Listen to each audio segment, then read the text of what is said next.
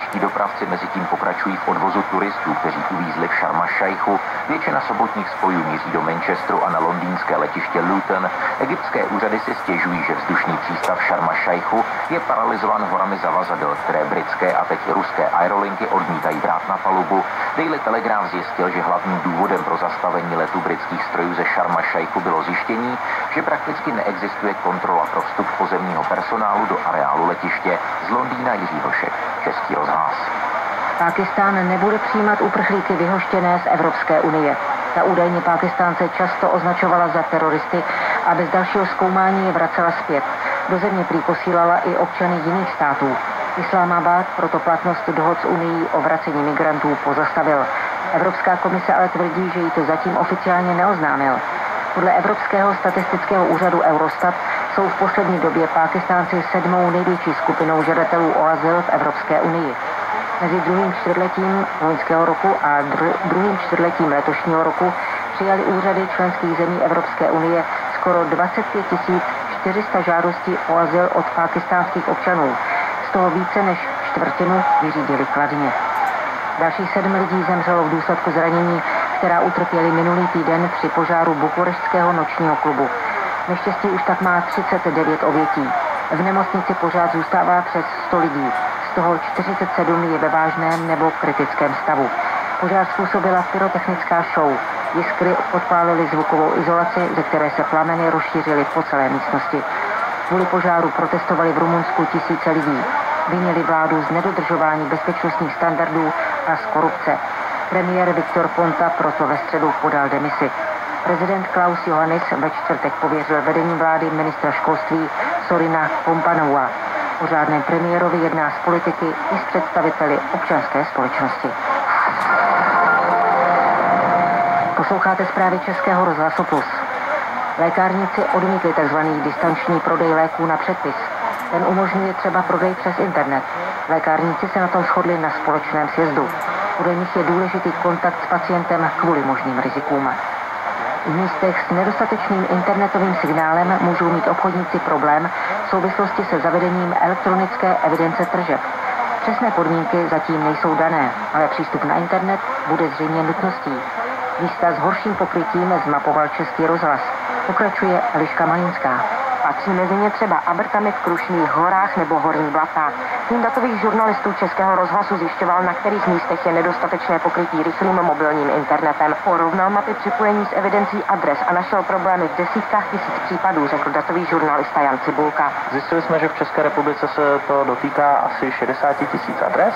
V první fázi by se zavedení elektronické evidence tržeb mělo týkat restaurací, hotelů a stravovacích služeb. Ministr financí Andrej Babiš z hnutí ANO vysvětlil, že si obchodníci budou moct zažádat finanční úřady o tzv. Offline režim. Data se budou ukládat v paměti přístroje a ten podnikatel potom musí nejpozději do 5 dnů vlastně odeslat z místa, kde je připojení k internetu dostupné. Finanční úřad bude mít 15 dní na vyjádření, jestli offline režim povolí. Ministr spravedlnosti Robert Pelikán z hnutí ANO je spokojen s podmínkami, v jakých žijí uprchlíci v zařízení v Drahonicích na Lounsku. Řekl to po návštěvě této bývalé věznice. V minulosti Pelikán podmínky v zařízení ostře kritizoval. Oplocený areál detenčního zařízení má kapacitu 240 míst. Obsazený je teď asi z poloviny. Desítky tisíc lidí z celého Španělska se dnes zúčastnili demonstrace v metropoli Madridu proti domácímu násilí, a to zejména na ženách. Jen letos si vyžádalo už 41 obětí. Informovala o tom agentura AFP. Akci zorganizovalo na 400 ženských sdružení. Do metropole demonstranty z nejrůznějších částí země od časného rána přepravovalo skoro 300 autobusů. Vzhledem k už probíhající předvolební kampani před parlamentními volbami, které budou 20. prosince, se demonstrace zúčastnili také zástupci odborů a všech politických stran, včetně vůdce socialistické opozice Pedra Sáncheze či šéfa poměrně nové krajně levicové strany Podemos Pabla Iglesiase. Organizace Spojených národů se připravuje na možné vypuknutí epidemie cholery v Iráku. Smrtelně nebezpečná nemoc se v zemi začala šířit v posledních týdnech.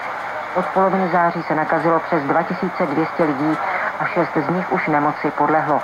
Cholera se šíří především špinavou vodou a ve špatných hygienických podmínkách.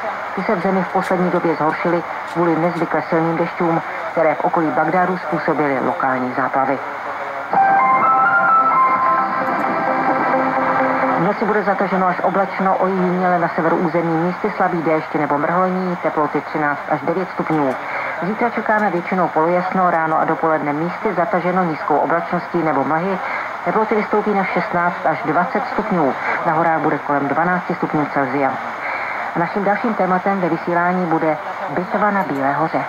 Romantickou představu o bělohorské porážce národa, který čekal několik staletí na svobodu, si ve školách osvojovali generace žáků.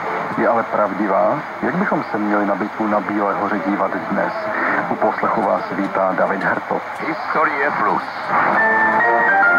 Na samotní tribuně pod rozhovátými vlajkami státní, které jsou u nás svými vyslanectvími a velvyslanectvími již akreditovány, pod rozhovátými vlajkami nápis Odčinujeme Bílou horu. A na tomto prostranství byl kolem do široka i do délky vlajky Sovětského svazu a vlajka Československá. Vlají ve svěžím větru a v jasném slunci dnešního odpoledne.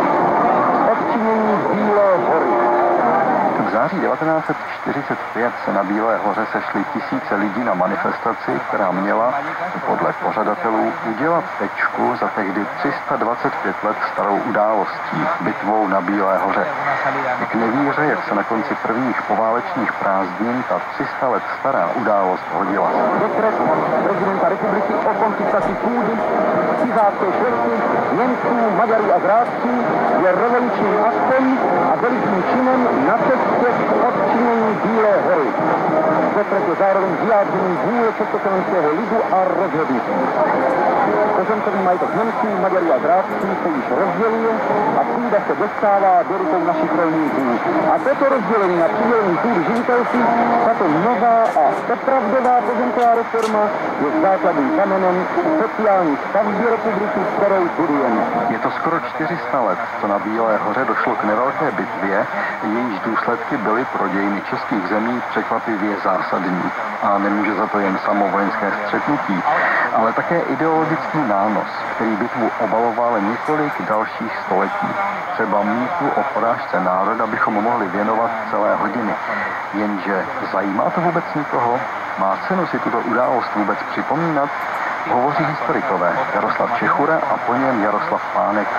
Já si myslím, že každé historické výročí se připomínat má, protože taková ta existence historického povědomí, že něco se událo včera, před 100 lety, před 500 lety, je pro tento národ, a nejenom pro tento národ, pro evropskou civilizaci samozřejmě velmi důležitý.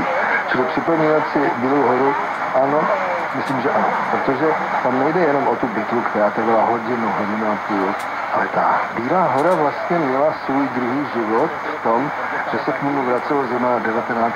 a 20. století velmi intenzivně. A tenhle ten druhý život se mně zdá, že je někdy důležitější než ten první život, co se odehrálo na té pláni toho 8. listopadu 20. Pokud se nedomníváme, že dějiny jsou naprosto stejné, a pokud se nedomníváme, že jsou hlavně neutrální, že vlastně cokoliv se stalo, už je dávno ztracené, nemá to žádný význam pro současnost, pak samozřejmě ta bitva je určitým mementem. Je to téma, které přinejmenším podněcuje k uvažování, jak snadno lze rozvinout velkou válku, jak snadno ji lze prohrát, jak velká rizika jsou, když lidé vstupují do povstání, ale zároveň zdá a za jakých okolností má smysl bránit svou představu o svobodě, o uspořádání společnosti a vůbec o nějakém řádu, protože vždycky v dějinách byly rozporné představy o tom, jak společnost uspořádat. Na začátku 17. století to bylo dvojnásob komplikované a právě Bílá hora je tematika, o níž nikoli samotná bitva, ale předpoklady a důsledky vypovídají o lidech téměř nadčasově. Z toho hlediska je to téma, myslím, které stojí za to, abychom se mu věnovali. Jenže co dnes vůbec na bělohorské bitvě studovat? Samotné vojenské střetnutí bylo popsáno velmi podrobně. Také politické a náboženské okolnosti z doby před bitvou a po ní byly už zkoumány mnoha generacemi historiků. Zbývají tedy jen historické nebo náboženské mýty a legendy. A těmi je bitva na Bílé hoře doslova opředena, hovoří historik Jiří Mikulec. Ty náboženské výklady samozřejmě proto, že ta bitva byla náboženská. Byla to součást konfliktu, který měl velmi silné náboženské rysy. Samozřejmě velmi dobře víme, že na obou stranách, tedy na té katolické i protestantské, bojovali i vojáci, žoldnéři do opačného vyznání, takže z tohoto hlediska to samozřejmě náboženské nebylo. Ale ta bitva vlastně rozhodla nesmírně dlouhý konflikt v českých zemích, konflikt mezi tím katolickým panovníkem a mezi stavy, jejichž většina právě byla toho nekatolického vyznání. Ten konflikt se radikalizuje na počátku 17. století, dochází k takovému dílčímu vítězství té protestantské strany, získání Rudolfova majestátu, ale nakonec poslední tečkou byla právě to stavské povstání a bělohorská bitva. Co se týče ideologie, tak to je až otázka toho 19. 20. století, kdy se do toho dostávají samozřejmě politické zájmy, celá ta záležitost se ideologizuje a pak to dochází až k takovým těm bizarním schematickým černobílým výkladům, viz třeba historiografie doby bolševika.